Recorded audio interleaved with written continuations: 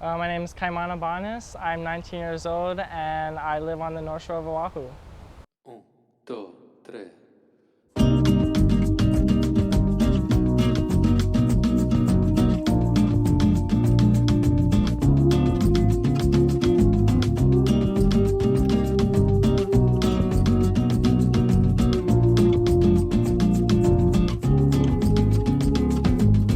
Caminando, sembrando ley, caminando por el mundo del rey. Toda la cosa que he encontrado, todo el amor obsesionado. Vida por la línea de la costa, escucho la belleza de tu risa. Nunca jamás te dejo de mi vista. Siempre listo, siempre dispuesta. Sin parar, sin parar, parar. Sin parar, sin parar, parar. Sembrando el amor sin parar.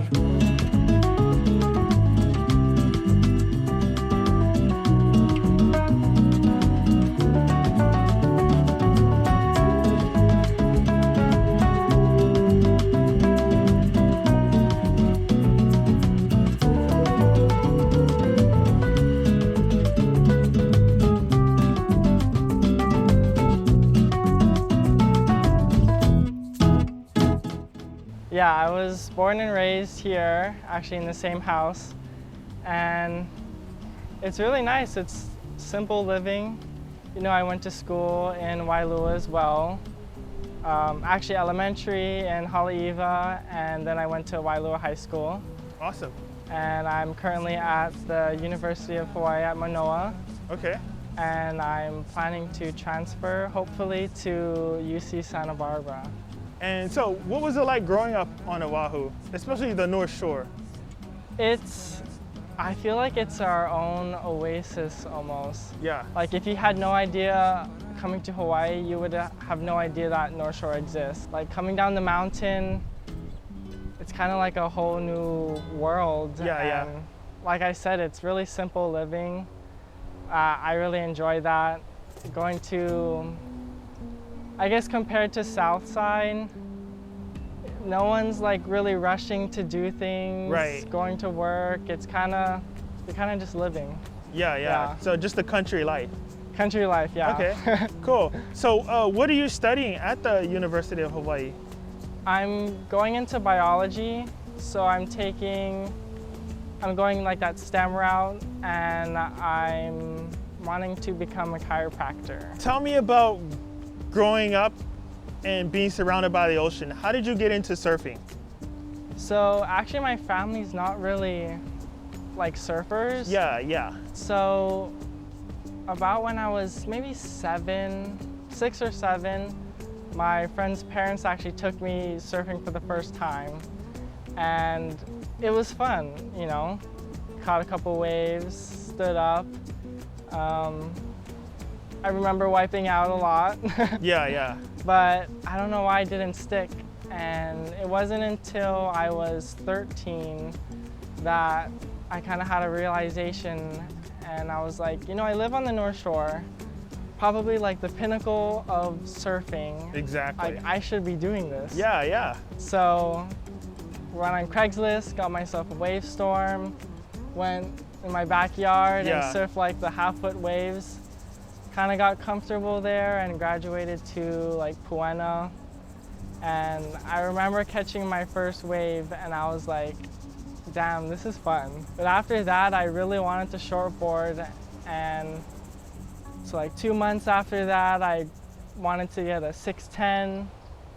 And then like a couple months after that, I got myself a 5-6 fish, I think. Yeah. I still have it, I just never ride it. Yeah. But I think I kind of rushed the gun a little bit too much, and I went back to longboarding, and that's kind of when I fell in love with it. With longboarding, and from there it's just been only single fins. Single fins, logging, that's it. Awesome. So who are some of the people you look up to in the surf community, especially with longboards? I know you grew up on Oahu, so it's like, especially the North Shore, this area is like rich in surf history, and I know there's like millions of people. Yeah. But who are some of the figures you would say inspired you to keep pursuing surfing?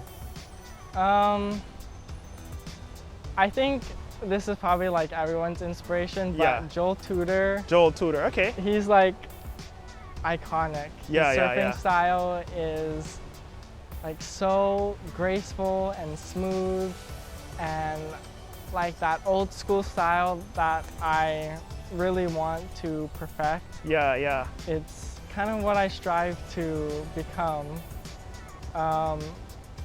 Harrison Roach Okay. is also like a really good surfer. Yeah, I love yeah. his style, his Yeah. smoothness. Yeah. But here on the North Shore, like there's a lot of shortboarders, but I always see Kyoki and Rosie out at Chuns, and when I watch them, they're honestly like so mesmerizing. Yeah. Especially Rosie, she has so much grace and talent, and I always look up to both of them. You know, Kyoki always has a presence out in the water, and Yeah. it's really awesome to watch them surf. So I think they're like one of the two local inspirations that I have. So tell me about your first board. You said it was a wave storm that you found on Craigslist. It was a wave storm. Yeah, yeah. You know, typical wave storm. Yeah. It wasn't. It was all right. Yeah, like, yeah. As I developed, I kind of hate wave storms right now. Right, but, yeah. I bet when you see people in the lineup with a wave storm, you're like, oh, get out of here, kook. Yeah, but actually my first longboard was with Schaefer, Yeah. and I had no idea like what I wanted. I just wanted a longboard, like 9.0, something I could nose ride, and it got me, you know, further along in my surfing career. Yes. It wasn't until I got my Craig Kaimana Lost Not Found Guru model, and I think from there my surfing kind of took off. Yeah. And before I found him on Instagram first, and I loved his designs, his 60s retro single fin boards. Yeah, like yeah. that was exactly what I was looking for. And actually before I went to go talk to him, I made sure like I knew what I wanted and like what to say. So I researched about, you know, concaves, rails, you know, fin designs, Right. tails, Yeah. you know, that volume distribution. And from there I kind of made like the perfect board for me pretty much. Yeah, yeah. And yeah, I've been riding it ever since then. It's still kind of my favorite board, to be honest. Yeah. Okay. So I noticed your friends gave you a nickname, the Prince of Chuns. How did you get that name? I don't know. That's my favorite spot. Yeah. I go to Chuns like every day, sometimes twice a day. And I've just made so many friends, connections, and we're just like the Chuns family. So you live on Oahu, North Shore, Chuns. What are some other places you have recently discovered? Because I know there's one. Yeah. I went to the West Side for the first time in my life. In his life. So this board is my Lost Not Found, shaped by Craig Kaimana, and it's the Guru model. And when I got this board, it wasn't even on the market yet. It was still like prototype testing that Kyoki was doing. And I mean, how he described it, I thought it was perfect. So it's a 9.5, 23 by 3, and the rails, it's 50-50. And this one is kind of interesting because the volume, it's really thin in the tail, so it has some spicy turns.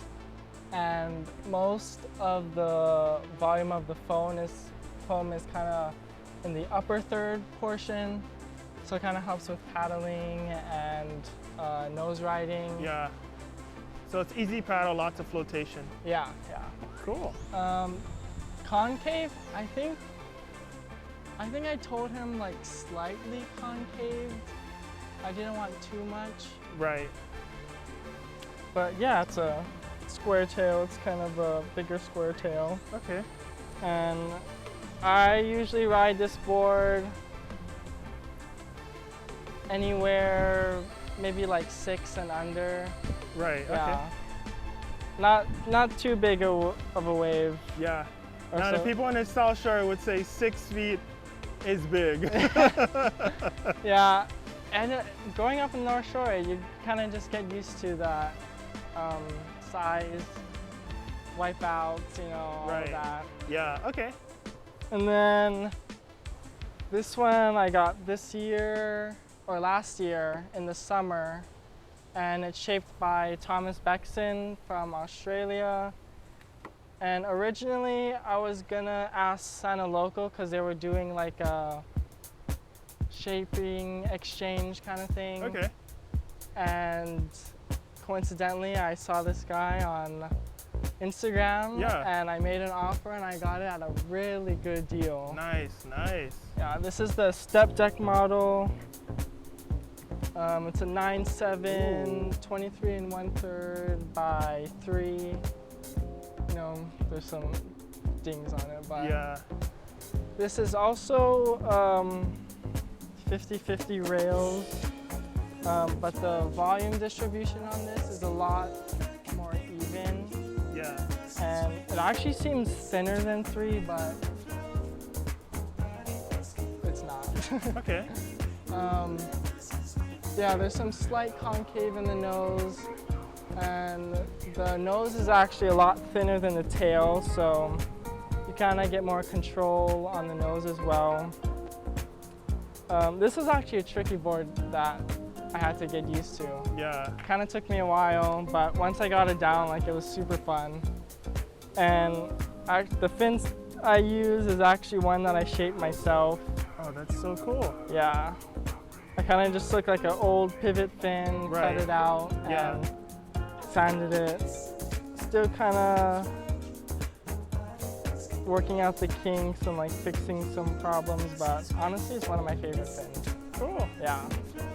I'm the occasional water photographer, you know, when it's a hard decision between surfing and shooting, but this is the Sea Frogs case for the Sony A7, and it was a good deal for all of these, probably less than 1,000, I think. Okay. Yeah. But I mostly shoot at Chuns, you know, when it's a little smaller. Again, it's a hard decision, but sometimes, you know, I kind of like that change of pace, getting photos. Like, if you get that nice photo, it kind of feels worth it.